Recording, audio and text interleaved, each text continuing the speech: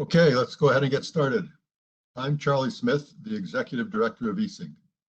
I also serve in a leadership role with the Global Power System Transformation Consortium, or GPST, whose mission is to bring together key actors to catalyze a rapid, clean energy transition at unprecedented scale and speed. This will be done by providing a coordinated and holistic approach to the necessary knowledge, education, and support power system operators across the 5 action pillars. The foundation of the GPST is a group of 6 system operators from around the globe who are facing higher penetration of wind and solar inverter-based resources sooner than any other operators in the world. The 5 pillars of the consortium are research and peer learning, technical support, workforce development, technology adoption support, and open data and tools. More information on the GPST can be found at globalpst.org. ESIG serves as the lead on Pillar 1, and as such would like to welcome you to our monthly joint GPST Pillar 1 ESIG webinar series. This series is an addition to the regular ESIG monthly webinar series and focuses on the research agenda and associated topics being addressed in Pillar 1. Topics are presented by both the founding system operators and other advanced system operators active in Pillar 1, as well as members of industry and academia participating in the activities of the Research Agenda Group and the Research Advisory Committee of Pillar 1. An additional series of webinars on the other 4 pillars of the GPST is also being provided on a monthly basis through NREL. For those of you who would like to learn more about GPST and how to engage, please go to globalpst.org and click on the Get Involved tab. Further information on ESIG can be found at esig.energy. Next, I would like to go over a few logistical matters before we get started. First of all, phones will be muted for the duration of the webinar to avoid unnecessary distractions. For the Q&A, we're going to be using the Slido platform at slido.com. You need to open a browser window, go to slido.com, and enter ESIG8 as the event code. The instructions are also found at the bottom of the screen. You'll see a thumbs up button next to the questions on Slido to allow you to cast a vote to help prioritize the questions submitted. We plan to save 10 or 15 minutes for Q&A at the end and then wrap it up at the top of the hour. An email with a link will be provided once the video file has been posted. We also plan to provide short responses to unanswered questions after the webinar, so please don't be afraid to ask your questions through Slido. Okay, so today our webinar is on the topic of improving renewable energy integration with modular power flow control. Based on the number of registrations, this is shaping up to be another bestseller. The increased interest around the world in application of power electronics to T&D system control, as well as applications for wind, solar, and battery plants, is intense. Today's webinar will feature Michael Walsh, Chief Commercial Officer at SmartWires, located at their European office in Dublin, Ireland, where he is responsible for global business development and commercial activities. Michael is one of the co-chairs of the GPST Research Advisory Committee, or RAC, where he is helping us to steer the ship. He has over 20 years of energy industry experience on a broad range of power system engineering, planning, and operation issues with Ongrid and with the Irish Wind Energy Association. Michael also served on the System Development Committee at ENSOE. I had the good fortune to meet Michael about 10 years ago at a wind integration workshop with the State Grid Corporation of China in Beijing. No introduction of Michael would be complete without mentioning that he received his PhD in electrical engineering at UC Dublin, working with the notorious Professor Mark O'Malley. But we don't hold that against you, Michael. Michael is a good friend, and I feel very fortunate to have him here with us today. The webinar today will focus on modular power flow control devices viewed through the lens of enabling high penetration of wind and solar resources. The application of these devices can enable much reduced lead times and lower cost for the interconnection of these new wind and solar plants. These devices are commercially available and are being used in a number of applications around the world, which we'll hear more about shortly. Okay, just a short reminder once again to use Slido at slido.com with the event code of ESIG8 to ask your questions. And without any further ado, let's go ahead and get started. Michael, I'll now turn it over to you.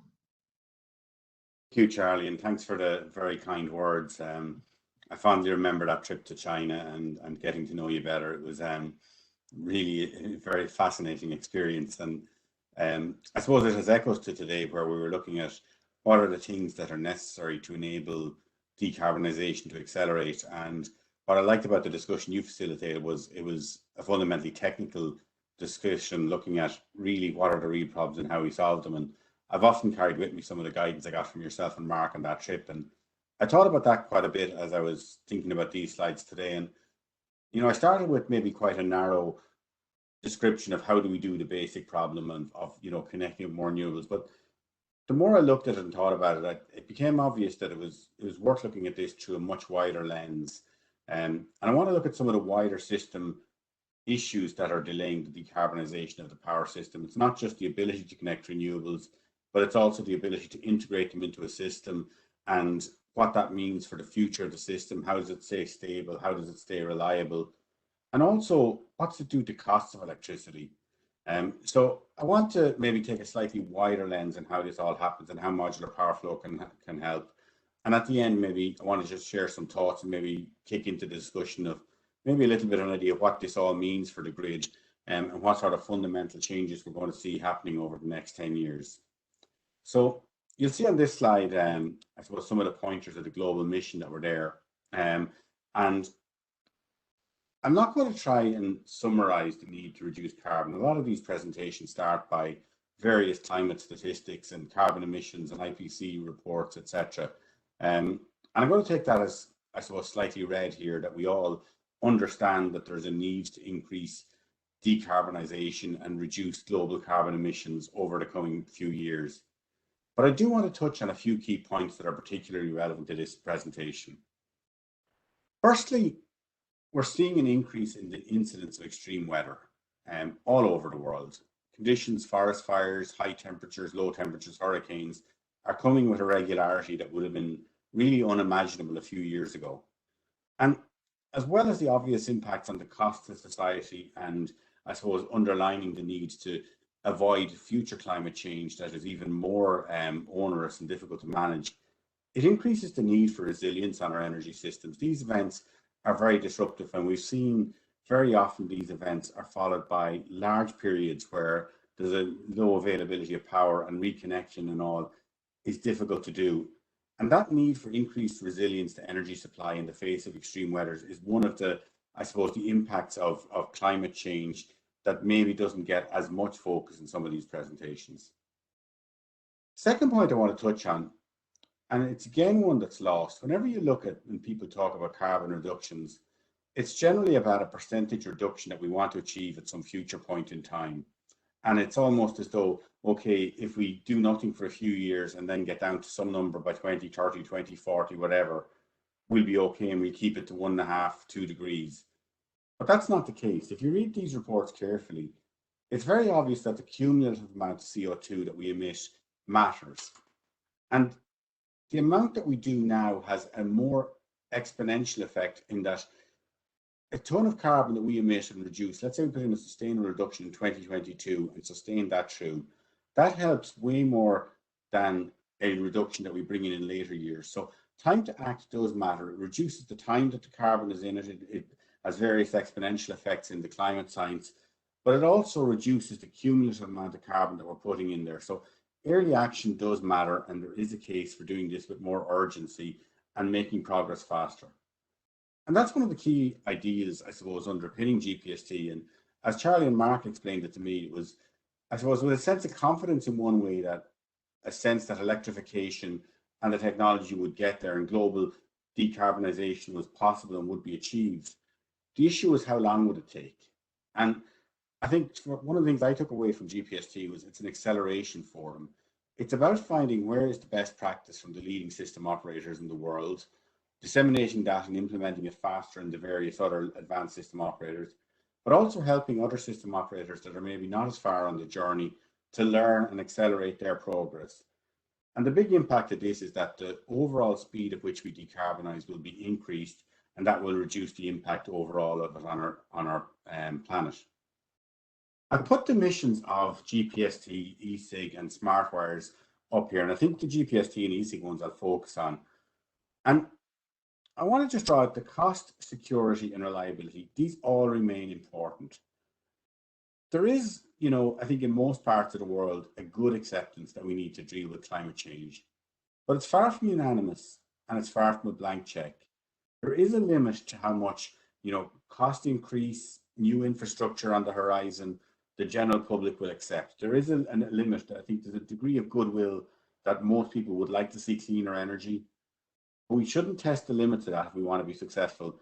As industry leaders and participants, we need to find ways of doing this that are going to be sustainable, in that they will retain public confidence and support, because this is a long journey, one we need to be successful on. So I think we need to keep a close eye on all the various aspects that matter to the people that buy and use our energy.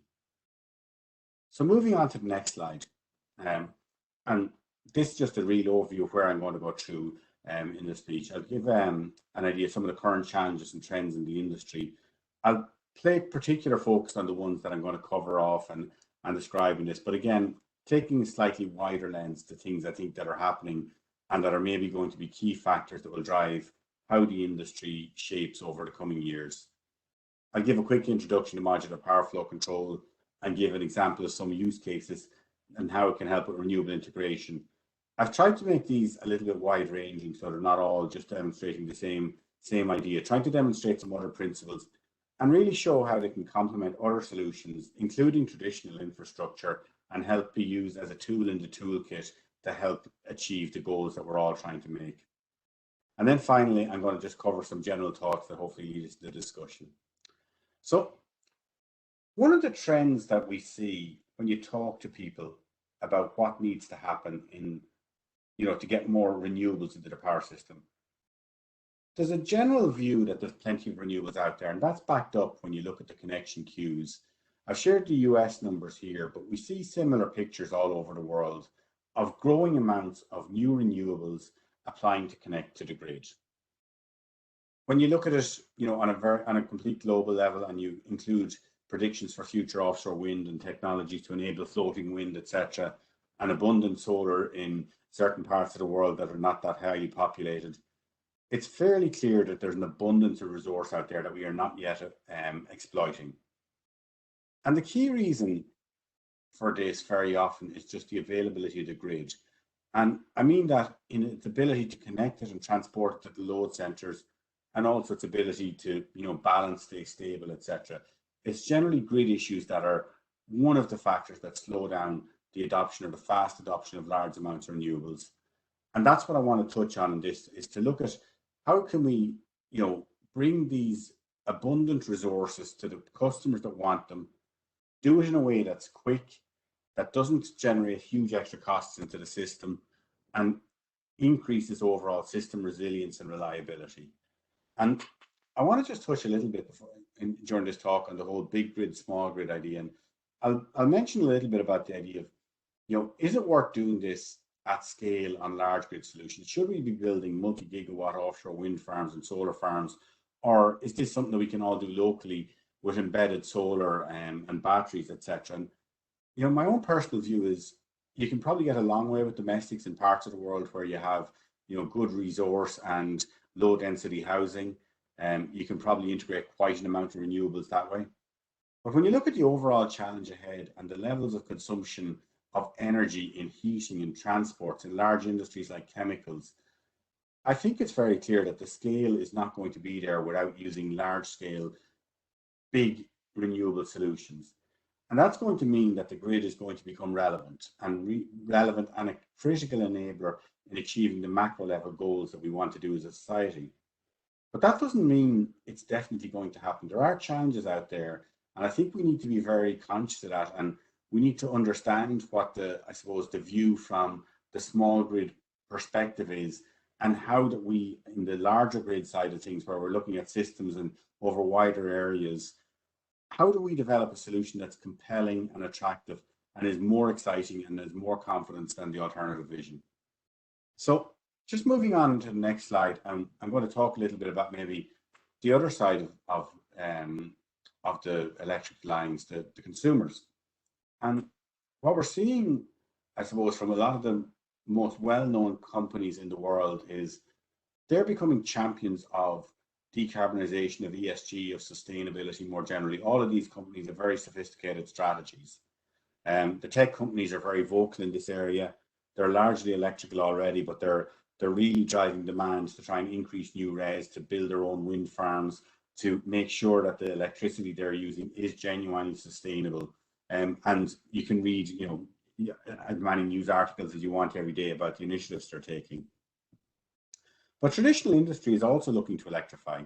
And a lot of these companies like BASF and largest chemical and manufacturer in the world and various others, they are quite large emitters of carbon traditionally through their processes. And they've invested quite a lot of effort over the last number of years to improve that. And I think in general, most of them have picked up a lot of the low-hanging fruit through energy efficiency, re-engineering processes, etc. And what they seem to be looking now is how can they continue that journey and reduce their carbon even further?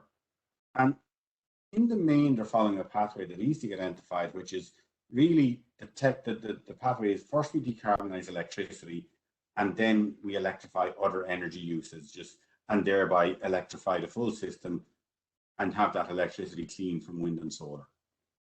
One of the main challenges that these companies are facing is how do they get this new renewable energy to their plants? And I'll just talk about BASF for a moment. In May of this year, they announced a $4.9 billion deal to invest in an offshore wind farm with RWE to help supply the Ludwigshafen chemical plant, the largest chemical plant in Germany. So a few interesting things. One, it shows a really underlines their ambition and commitment to this. And two, it sort of gives an idea of the scale of investment that industry is ready to make to enable renewables to come to market and supply them. But across Europe, a group of CEOs of large industry looked at the picture and they came to the same consensus that the renewable resource is probably available within Europe in North Sea offshore wind, etc. But the big challenge is if they're going to take say a chemical plant that's maybe 30% of their processes are electrified and electrify the rest, they need to increase their maximum import capacity. They need to draw more electricity through the grid at critical times so that they can get it. And they're willing and able to buy the offshore wind to spark the investment in the renewables. But the challenge is how do you get that from the North Sea to southern Germany to the plant that needs it? And that's becoming obvious, I think, to a lot of the industrial leaders in Europe as one of the key challenges they're facing on their decarbonisation journey.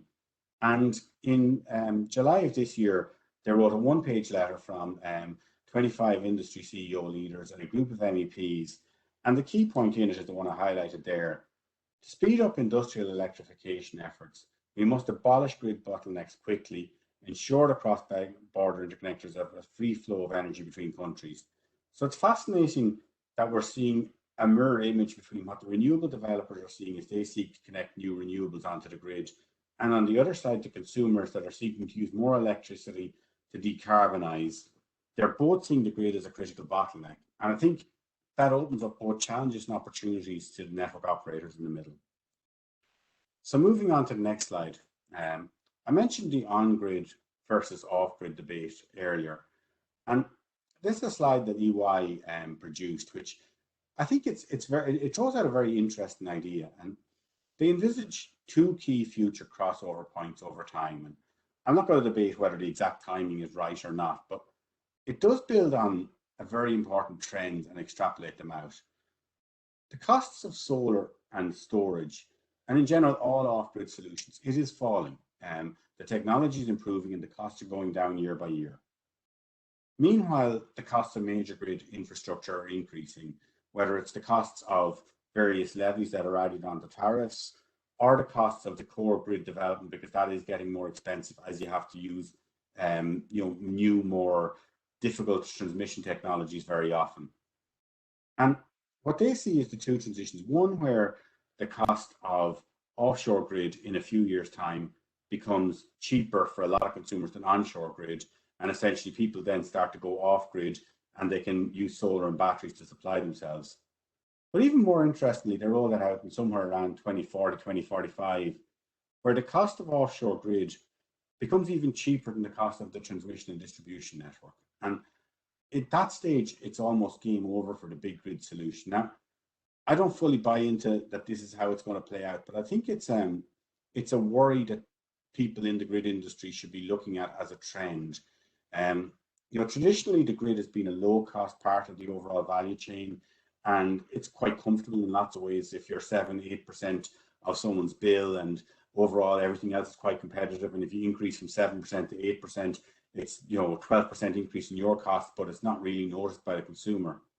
But that picture is changing. And there are alternative models out there that are very attractive to some consumers. And I think, I'm not predicting that the whole world goes off grid, but I think those of us that are in the large infrastructure grid sector that need to be conscious that the dynamic is changing. We're no longer seen as a low cost part of the system. There are challenges and risks out there. And I think it's something that behooves us to look, how can we deliver improved service to the consumers, the renewable generators, and do it in a way that's more efficient so that the overall sector remains viable. And I think that's socially important too, because to my earlier point, I think the large grids are going to be necessary to enable the decarbonisation at scale. So it's very important that we protect it and we encourage it, and we, I suppose, increase the value that consumers see it as a utility. So that it's not just seen as a bottleneck that's in the way of progress, it's seen as the enabler it is. So on the next slide, the last trend I want to touch on is the maturity of enabling technology.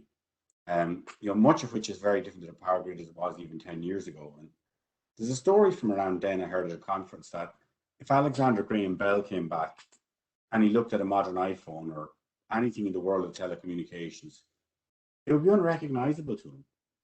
But if Thomas Edison came back and walked into a substation in New York, looked around, he could recognize most of the equipment that was there in front of him. And I don't think that's going to be the case in 10 years' time, maybe 15. I think this industry is going to go through an unprecedented period of new technology adoption. In some ways, we've already seen that on the generation side with the increase in solar, wind generation, etc., to levels that would have been unimaginable 20 years ago. On the demand side, we're seeing huge amounts of increased innovation in smart meters, etc. But the core grid infrastructure, the platform that holds it all together, that's still largely based on copper and steel technology that's passive, that's working at very low utilization factors, that's operating almost in an automatic passive manner rather than an active digital manner. And I think that's going to change. And I think we should collectively think about what that means. Because the way we look at it at the moment very often is incremental addition by incremental addition, project by project. And that's a very limiting way of making a big transition. If you get to the point, say, okay, in 10, 15 years' time, it's going to be a very different system. Then you think, well, how do I design that system? What technologies will I need? How will they work? How will they work with each other? What will the interoperability be? What are my major challenges? And it drives you towards a more systemic approach to dealing with those. And I think that underpins a lot of what the GPST agenda does. It looks at this in its totality as a system and sees where are the bottlenecks, where are the research needs, where are the best practices, and how do we share them. And I suppose the last point is I do want to try and move towards a thinking where we're moving from an incremental, well, I'll try this one new technology on this line, to a more systemic approach where we're moving systematically to a system of the future that's low carbon. Last thing on this slide, I just want to give a quick plug to the ENSOE Technopedia. It probably doesn't have great visibility outside Europe, but it's a really wonderful resource that ENSOE developed, and it gives a great showcase of what state-of-the-art technology in a lot of these key areas all over the world. So anyone that is interested in what technologies are out there, what's their state of maturity, I think that's a really wonderful resource. So just going on to the next slide, I suppose, summary of what we've done, there's a lot of major challenges facing us as an industry. I don't think there's a single magic bullet. I think there are enough solutions and technology out there to get there.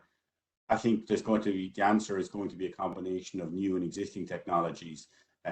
It's not about new technology versus old technology.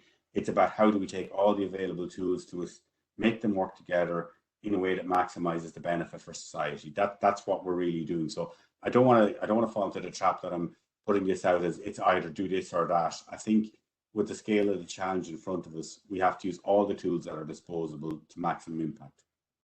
So I'll dive in a little bit in the next slide, just finally, I suppose, 15, 20 minutes in, getting to the meat of modular power flow control. And at a high level, the design ideas behind modular power flow control, it has a lot in common with the other family, what we're now calling grid enhancing technologies, or GETs. And they came, I suppose, from a view of, well, what are the challenges and how can we meet them? And that underpins some of the design principles that we used in developing the technology. And some of the key ones are, it aims for a standard modular design. So a single box that, you know, if you're doing a project in New York and it needs X amount of power flow, you put in 15 of them. Same project in the UK might need, if it's a smaller power flow control, might need 3. Something in Greece might need 30. But the idea is it's a standard configurable unit. You just decide how much power you need to move and then order the number of boxes to allow it that. It means it can be mass produced, which obviously, you know, brings in a lot of efficiency and ability to respond quickly. But it also really reduces a lot of the bespoke engineering you often need to do with transmission projects. And because they're modular and, you know, designed to be of a size that are easily movable, it makes the whole response to scenario-based planning a lot easier. You can look, you don't have to figure out exactly what's going to happen in 5 years' time. You can look at a range of scenarios, put a solution and a configuration in place that works for now and solves the problem now. And if it changes in, you know, a year, 2 years' time, if your pattern of needs changes, you can just move the units around in the order of a couple of weeks and have them in a different location. So it gives you a lot of flexibility in how you deploy your capital and your solution. And that means it can respond to the conditions as they are. The other thing it has in common with other GETs is it can be in place in under 1 year. And that really gives the grid business the ability to respond to the renewable business and the demand business in a similar time frame. So it sort of means you now have a tool in the transmission and the distribution toolkit that can respond to changing needs in the same time frame as your customers can, rather than, you know, having to look at solutions like new lines that will take significantly longer to build. And lastly, it's aimed to have a low environmental impact. And in this context, what we mean is it can be deployed within existing substations. So you're building it on an existing brownfield site. Generally means in most parts of the world, you don't need to go and get a public consent from a planning authority. And it means it's capable of being delivered much quicker. And again, can be moved, reused as required.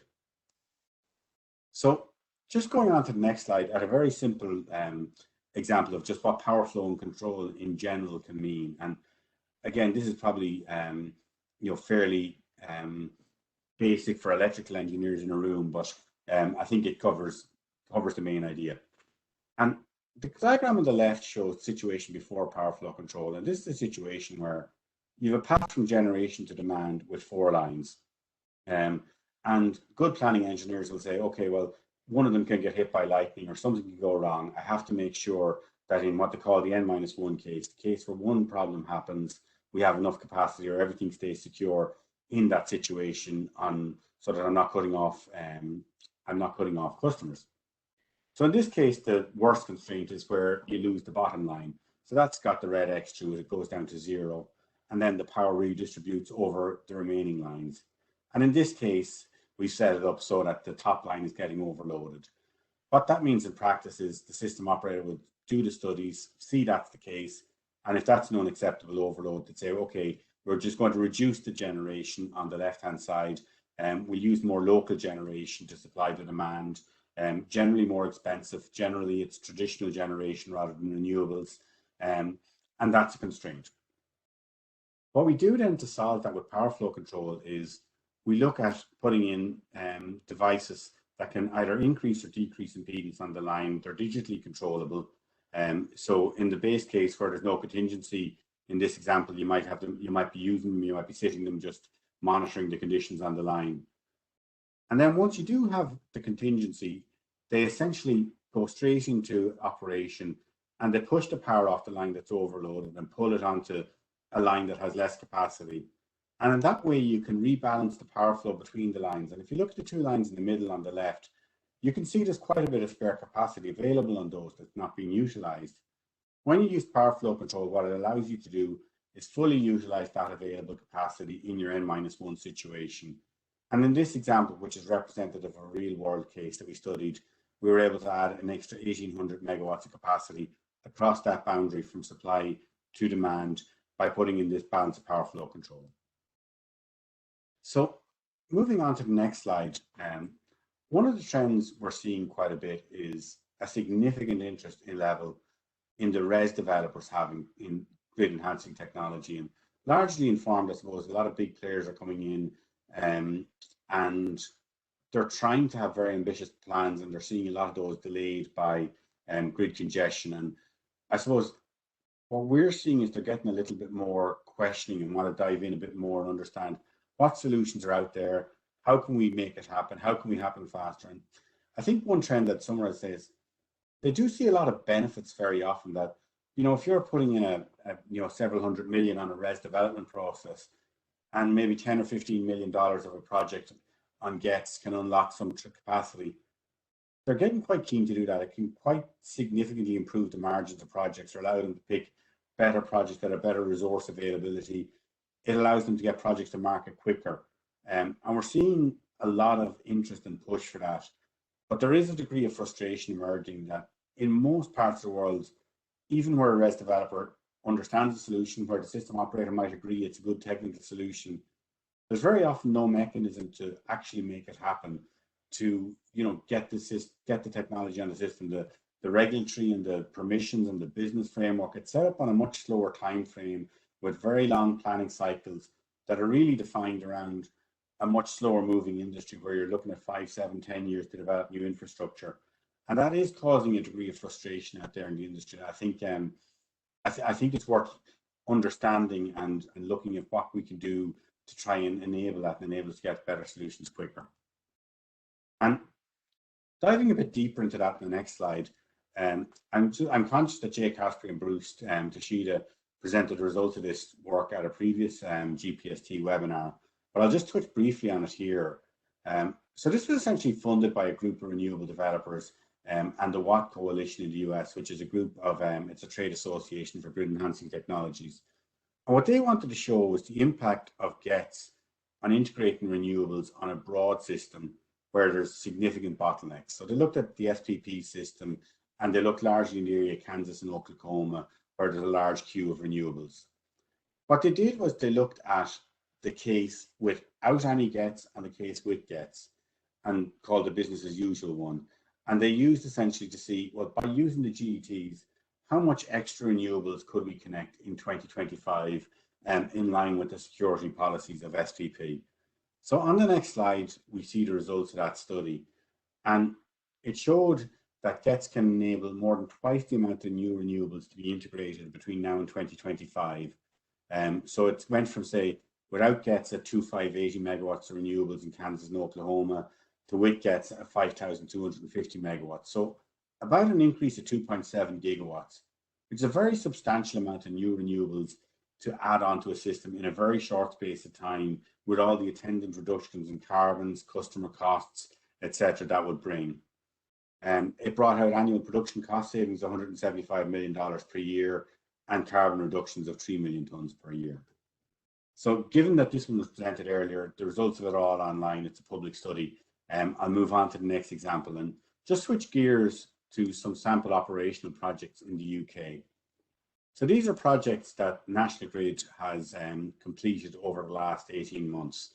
And just to take the background of this, in the UK, a lot of the renewable potential is in the northern part of GB, offshore wind in Scotland, onshore wind in Scotland, etc. And that creates a need for more power flow in general from north to south, where the main demand, or a lot of the traditional demand, is more in the south. And that's creating a lot of these transmission boundaries and congested boundaries along the way as you go down through the island of GB. And what National Grid identified was that on 3 of the key boundaries that are limiting and causing constraints at the moment, they could use modular power flow control to increase the capacity of each of these boundaries by 500 megawatts. We started this process with National Grid about 18 months ago, the actual commissioning project. And it was about 18 months from starting manufacturing to fully commissioned operational circuits. It was 48 devices across 5 circuits on 3 sites. It delivered the 500 megawatts of congestion relief on 3 individual boundaries, 1.5 gigawatts in total, and it's delivered consumer savings to UK consumers of over $500 million. And I suppose what's really, I suppose, satisfying about this is it's a really great example of one of the leading system operators in GPST showing innovation and showing how decarbonisation at scale can be delivered with new technology. So I'm going to move on a little bit to just maybe, I think those examples have shown maybe some of the connection benefits of how you can use modular power flow control to get more renewables transported through a grid system, which is very often, I suppose, the primary constraint that people look at. But it's not the only one, you know, and we're, I suppose, a lot of us are all aware of all the other challenges. And I want to highlight the EU Horizon 2020 Farcross project. This project is really set up to support the core energy goals of the EU about establishing a geographically larger market. And a lot of the EU policy around energy is driven by climate and a large market. And they see these things as being completely complementary to each other.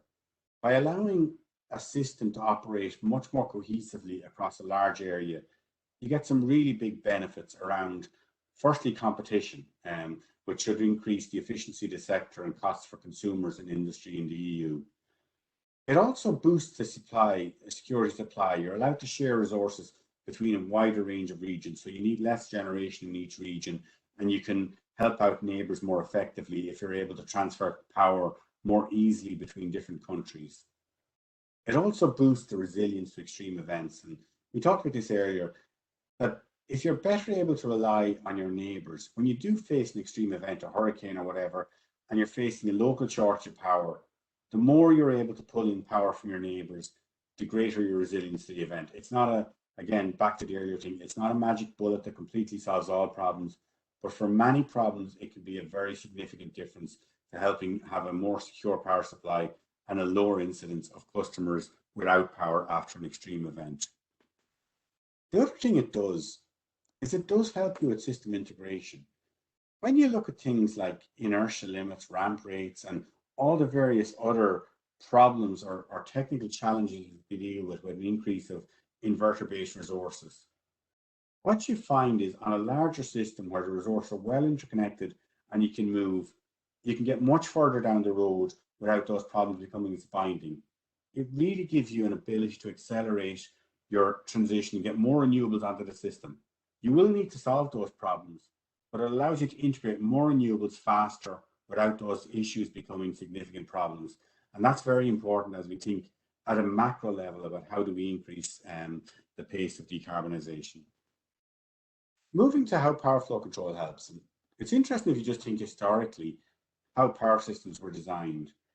It was generally done on a national basis or on a state basis or a control area basis, but within a sort of a defined geographical region, a system operator and a planner designed infrastructure for that reason, and all your N-1, and I'll just stay on the previous slide for a second, and all the N-1 and all those constraints were optimized over that region.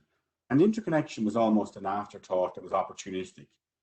And what that means is that very often the interconnectors are not designed to be operated at high capacity or with very sophisticated, with the normal level of, you know, it wasn't that you planned the French system and the German system together and you came up with a mesh grid that covered the full area. You planned the French system, the German system, and then you built a few lines in between the two. And what you find is when you allow that to work, you do get a fairly unequal pattern of power sharing and a lot of unused physical capacity on those lines. And that's an area that's high on the EU's agenda and sparks a lot of the Farcross project and others. What it means for modular power flow control, though, is there's a lot of latent capacity often available, more than you'd even get in a single system on the seams between systems. And we're seeing that play out between provinces in Canada, states in the US, control areas in Australia, member states in Europe. That one of the big and low-hanging fruit benefits you can do is by applying modular power flow control between regions to balance out the pattern of flows on interconnecting lines and increase the overall capability to transfer power between regions, bringing all the benefits that we see before.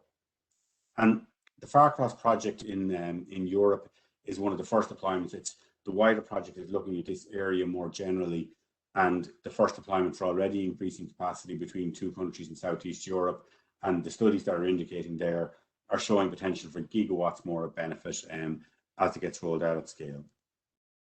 So lastly, I just want to, I suppose, go back to one of my earlier points on the next slide, please. And I want to be clear, gets do not mean that we can get where we are without ever building new conventional infrastructure. We probably can't. There's going to be cases where we need to build new lines and when major new capital investment programs are going to be necessary. But the bar for approval for these is going to continue to get higher. The financial costs, the social costs, the environmental impact of building new lines through sensitive areas, all of these are becoming bigger issues. And the bar to get approval to build a new transmission line is only going to get harder over time. And I want to touch on how GETS can help. What they can really do is be incredibly valuable in maximizing the impact of a new conventional infrastructure program. So I want to just touch on some examples from Australia where there's a really sophisticated planning structure. It's highly transparent and it throws out options very early in the process, and it's a very open process for participants, communities, industry players to either suggest completely different ways of solving the problem or to improve ideas that are out there already and enhance it. And that really does help generate really good ideas.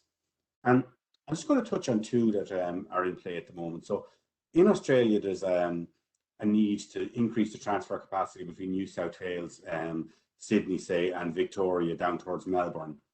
And one of the plans that's being considered at the moment is VNI West. It's going to be a large new, probably 500 kV, 380 kV, 330 kV new transmission line. And what we're seeing in the box A is those new options and the various routes that are being considered for that. And you can see that's going to be running in parallel with a lot of existing infrastructure. And what's going to happen when you build a new line that's got to have different characteristics, probably lower impedance, in parallel with existing old infrastructure and parallel paths, it is going to be a change in imbalance in power flows. And we see in a lot of cases that, sometimes the old infrastructure is going to be the limiting factor, that it's getting overloaded for loss of larger, this new imbalance, and that's going to reduce the impact you can get out of new infrastructure.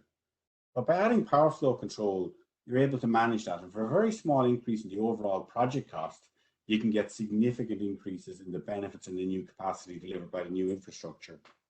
And then secondly, in box B, we see as this scales up and renewables continue to grow and grow and grow, the new capacity for VNI, it is going to then start feeding on the local network north of Barnaby and into Sydney. And so you're going to start seeing new congestion, a new pattern of flows in those lines and some overloads emerging. And again, it's possible by putting in power flow control to help reroute and maximize that and essentially, resolve some of the downstream constraints you get. When you put in a large new transmission line or HVDC infeed, you're essentially like landing a new motorway into a small village and all the minor roads around it get overloaded. With power flow control, you can help manage that, and essentially you're not letting the downstream constraints limit how much your new investment you can use. And all of these factors mean that when you're looking at a major new infrastructure, there's a lot of potential by using power flow control and other solutions to really maximize the benefits you get out of that investment and to increase your cost benefit case, your proposition to the community that you're making full use of the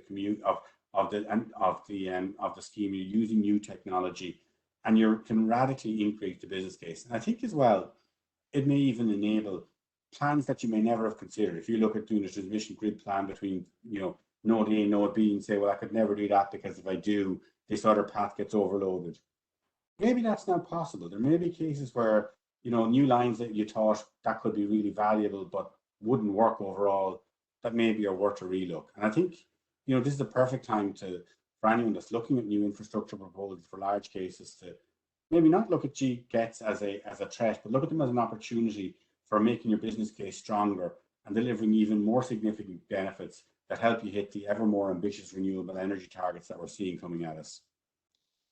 So I suppose my last slide, I'll just maybe some reflections and thoughts that we can lead into the discussion and questions. And I think it's really summing up. I think decarbonisation at scale is going to benefit from grids.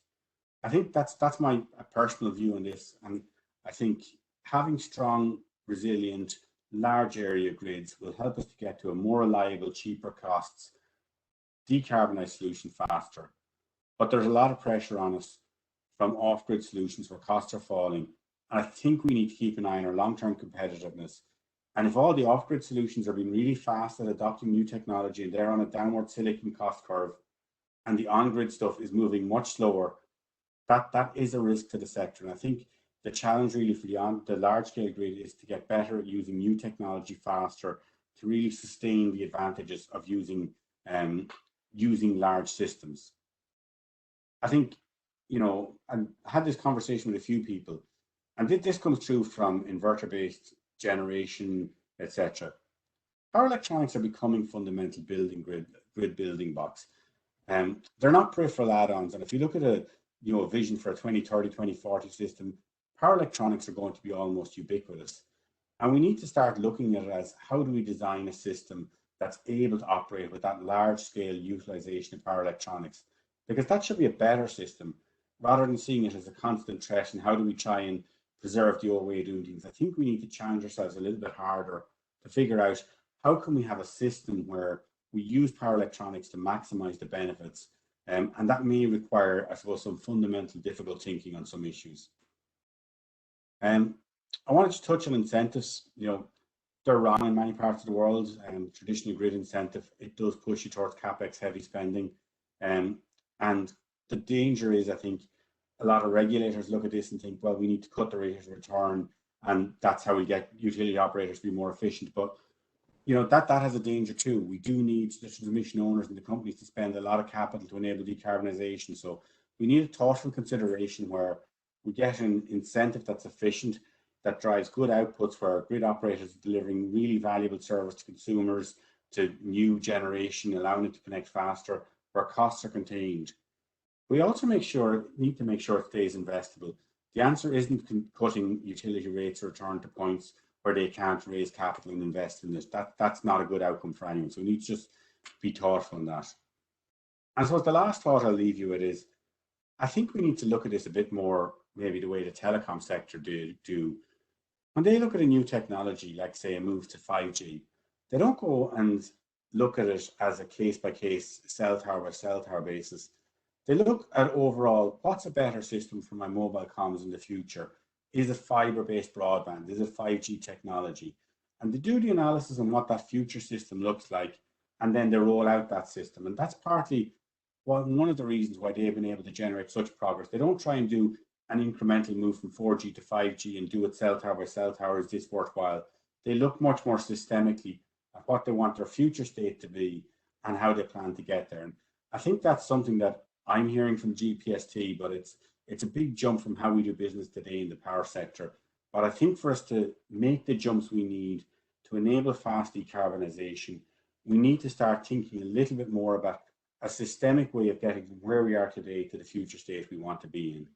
So thanks very much for your attention, and look forward to any feedback, comments or questions. So I'll hand back to you, Charlie.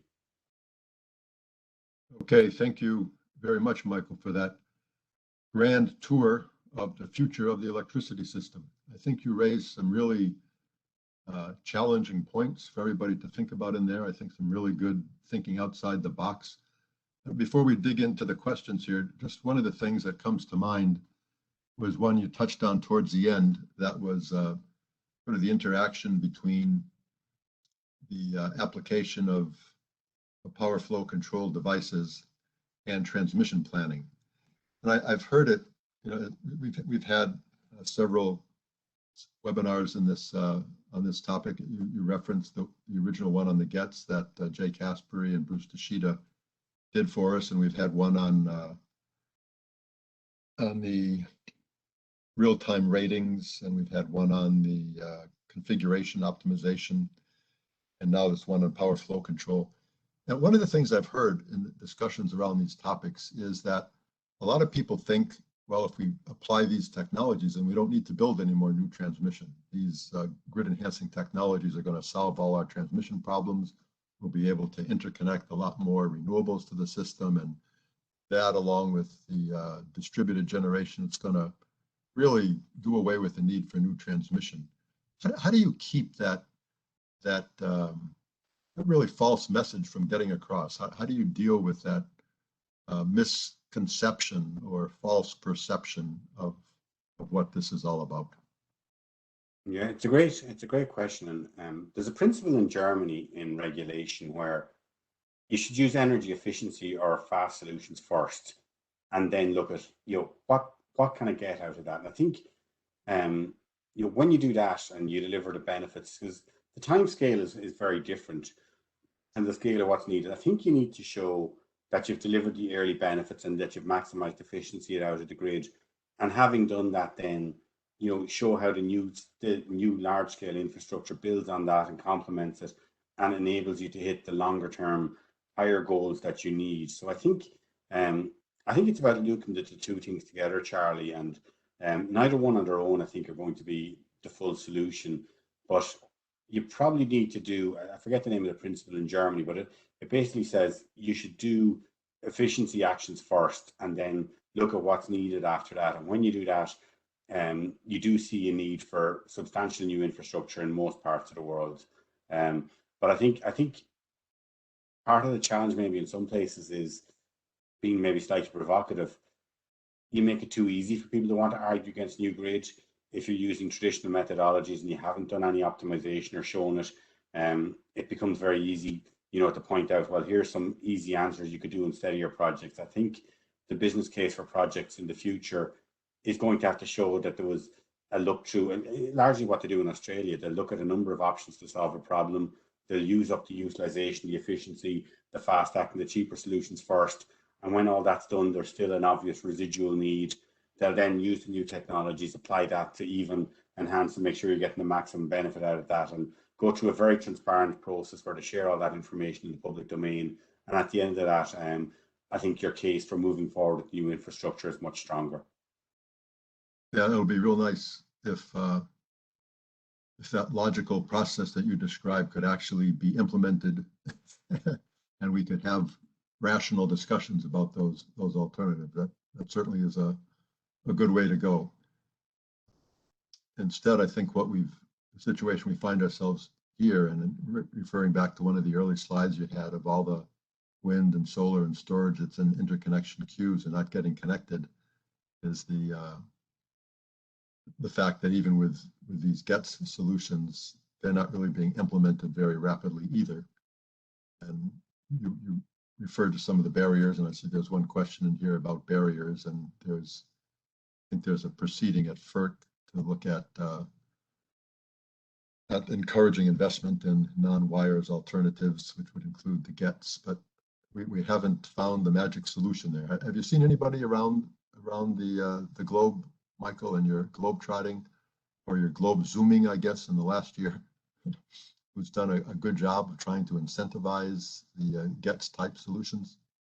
I think the UK is probably the best, Charlie, and it's really an output-based incentive where, as I understand it, the network owners or the asset owners, they're rewarded for delivering the output to the consumer rather than for spending the money. So in very simple terms, if they can connect more wind cheaper, they share that saving with the consumer. So if there's a sort of benchmark cost, it should cost X to solve this problem, and you do it for less than that, then you make more money. Whereas in most parts of the world, if you can convince the regulator, actually it's not X anymore, it's X plus 50%, the company network owner perversely makes more money out of that. They're incentivized to spend higher, more capital rather than the other way around.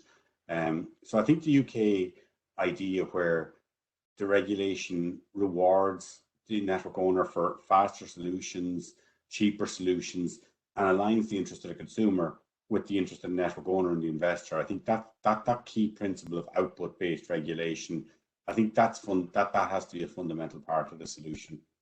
And Charlie, just back to the other one, I think it does play to the system-wide issue as well, that if you look at the solutions of what's your future system, that does bring out a lot more clearly where you need new interest and show how it all hangs together.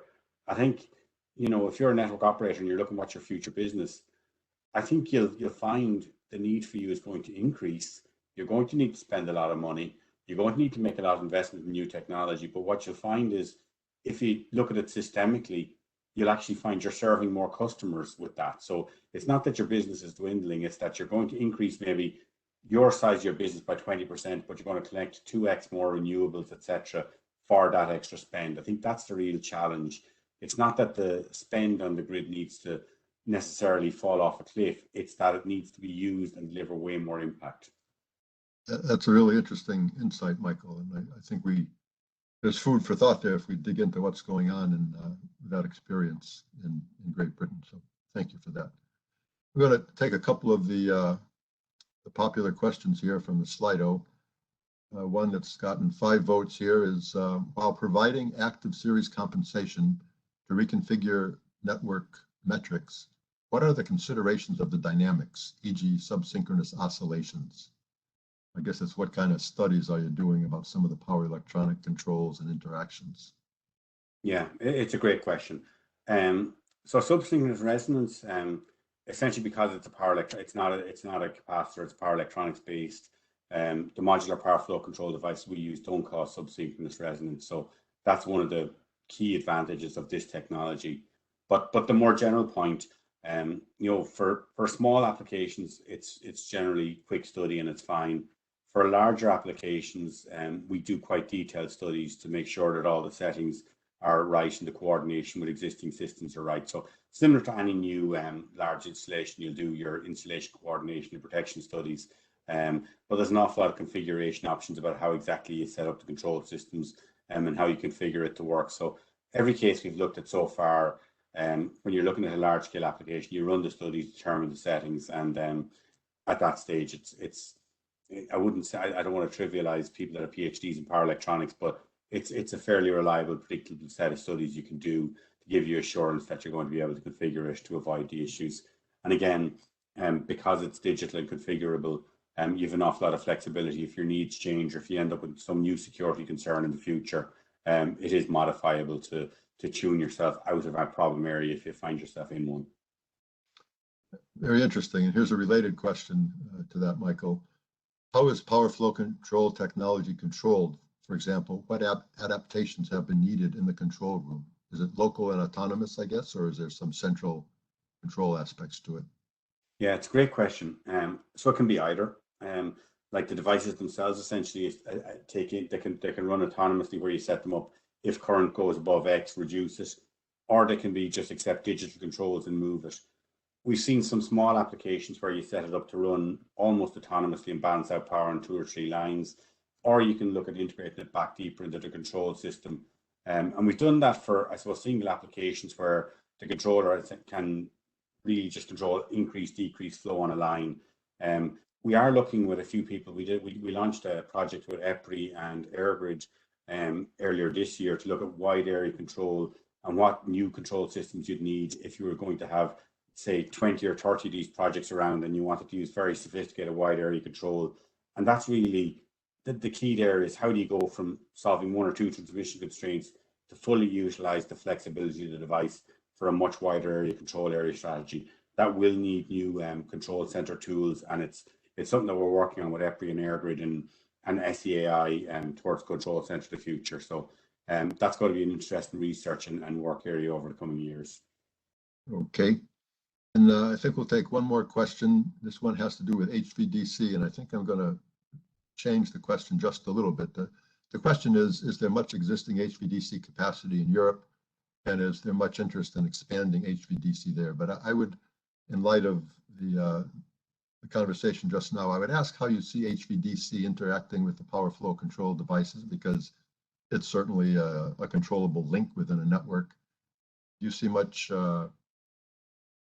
synergy between the two? Do you see competition between the two? How do you see the sort of joint coexistence of the two, HVDC and the power flow control devices? Yeah, I see a lot of synergies, Charlie, and I think so that maybe there is a lot of interest in more HVDC in Europe, and not just between countries, but even within systems where, say somewhere like Germany, you're looking at potentially new HVDC lines from northern Germany to southern Germany running in parallel with an AC network.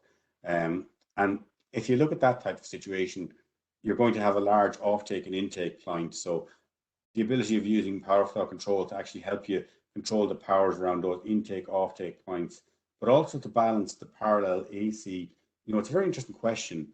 How, if you've got a system with HVDC running in the middle of an AC system with AC paths all around it in parallel, how do you make sure you're getting maximum impact out of that? And having the ability to control the power flow on the DC is great.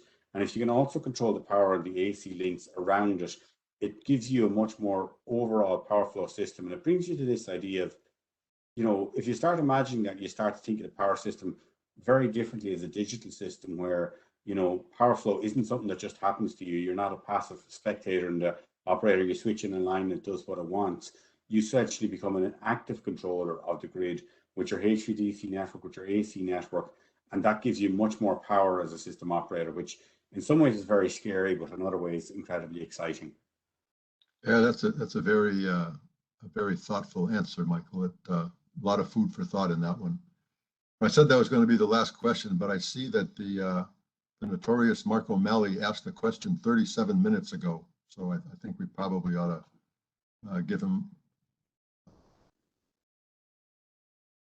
let him hear the answer to the question. Ryan, I wonder if you could put up the slides again, because it refers back to slide 6. Does slide 6 account for the benefits of large-scale transmission and reduction of variability on both the supply and demand side? We see slide 6.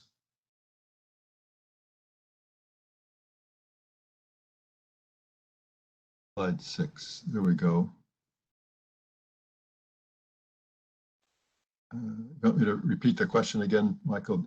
Does slide 6 account for the benefit of large-scale transmission and reduction of variability on both the supply and demand side?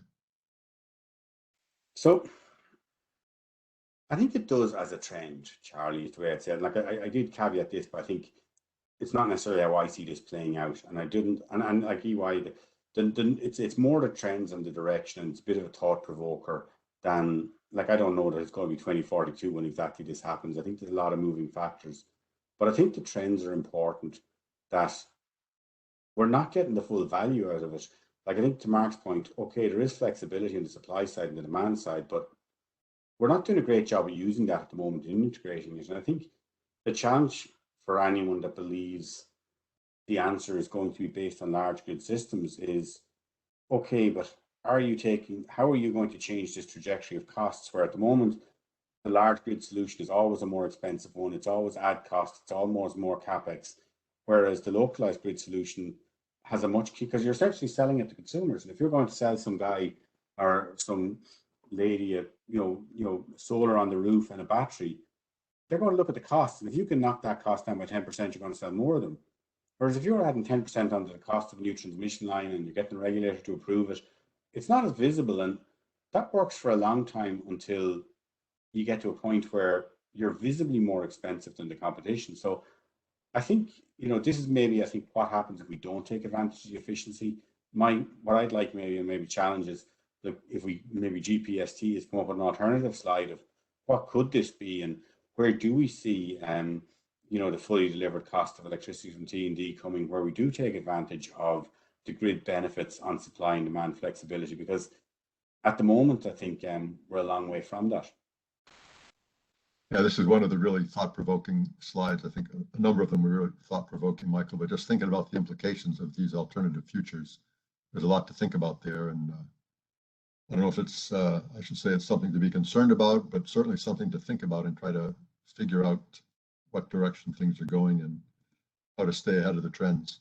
Okay, well, it is the top of the hour now. It's 4 minutes past the top of the hour. So I think we're going to need to wrap it up. And Michael, thanks again for a very informative and educational event. I know I've learned some new things today, and I hope everyone else did as well.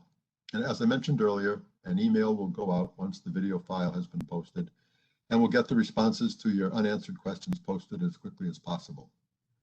We appreciate your engagement, and would like to invite you to our next webinar featuring Fritz Karl, an independent consultant on integrated planning and operation of T&D. It will be held next Wednesday, September 15th at 4 p.m. again.